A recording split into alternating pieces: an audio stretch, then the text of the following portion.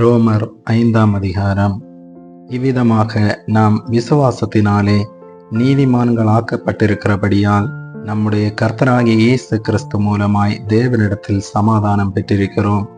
அவர் மூலமாய் நாம் இந்த கிருபையில் பிரவேசிக்கும் ஸ்லாக்கியத்தை விசுவாசத்தினால் பெற்று நிலை கொண்டிருந்து தேவ மகிமையை அடைவோம் என்கிற நம்பிக்கையினாலே மேன்மை பாராட்டுகிறோம்.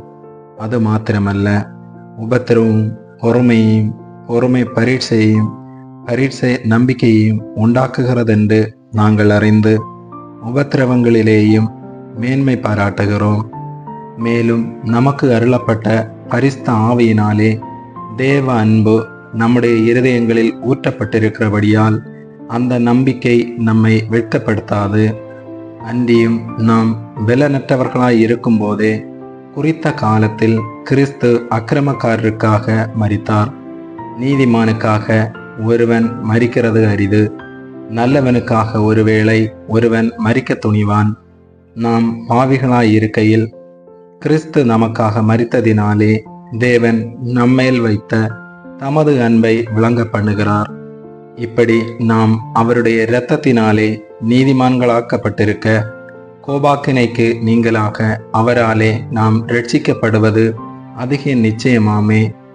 நாம் தேவனுக்கு சத்துருக்களாய் இருக்கையில் அவருடைய குமாரனின் மரணத்தினாலே அவருடனே ஒப்புரவாக்கப்பட்டோமானால் ஒப்புரவாக்கப்பட்ட பின் நாம் அவருடைய ஜீவனாலே ரட்சிக்கப்படுவது அதிக நிச்சயமாமே. அதுவுமில்லாமல் இப்பொழுது ஒப்புரவாகுதலை நமக்கு கிடைக்க பண்ணின நம்முடைய கர்த்தராகிய இயேசு கிறிஸ்து மூலமாய் நாம் தேவனை பற்றியும் மேன்மை பாராட்டுகிறோம். இப்படியாக ஒரே மனுஷனாலே பாவமும் பாவத்தினாலே மரணமும் உலகத்திலே பிரவேசித்தது போலவும் எல்லா மனுஷரும் பாவம் செய்தபடியால் மரணம் எல்லாருக்கும் வந்தது போலவும் இதுவுமாயிற்று. நியாயப்பிரமாணம் கொடுக்கப்படுவதற்கு முன்னும் பாவம் உலகத்தில் இருந்தது. நியாயப்பிரமாணம் இல்லாதிருந்தால் பாவம் எண்ணப்பட மாட்டாது. அப்படியிருந்தும் மரணமானது ஆதாம் முதல் மோசே வரைக்கும் ஆதாமின் மீறுதலுக்கொப்பாய் பாவம் செய்யாதவர்களையும் ஆண்டு கொண்டது. அந்த ஆதாம் பின்பு வந்தவருக்கு முன்னடையாளமானவன். ஆனாலும் மீறுதலின் பலன் கிருபை வரத்தின் பலனுக்கு ஒப்பானதல்ல. எப்படியெனில் ஒருவனுடைய மீறுதலினாலே அநேகர் மரித்திருக்க தேவனுடைய கிருபையும் இயேசு கிறிஸ்து என்னும் ஒரே மனுஷனுடைய கிருபையினாலே வரும் ஈவும் அநேகர் மேல் அதிகமாய் பெருகி இருக்கிறது. மேலும் ஒருவன் பாவம் செய்ததினால் உண்டான தீர்ப்பு தேவன் அருளும் ஈவுக்கு ஒப்பானதல்ல. அந்த தீர்ப்பு ஒரே குற்றத்து நிமித்தம் ஆக்கினைக்கு ஏதுவாயிருந்தது. கிருபை வரமோ அநேக குற்றங்களை நீக்கி நீதி விளங்கும் தீர்ப்புக்கு ஏதுவாயிருக்கிறது. அல்லாமலும் ஒருவனுடைய மீறுதலினாலே அந்த ஒருவன் மூலமாய் மரணம் ஆண்டு கொண்டிருக்க கிருபையின் பரிபூரணத்தையும் நீதியாகிய ஈவின் பரிபூரணத்தையும் பெறுகிறவர்கள் இயேசு கிறிஸ்து என்னும் ஒருவராலே ஜீவனை அடைந்து ஆளுவார்கள் என்பது அதிக நிச்சயமாமே.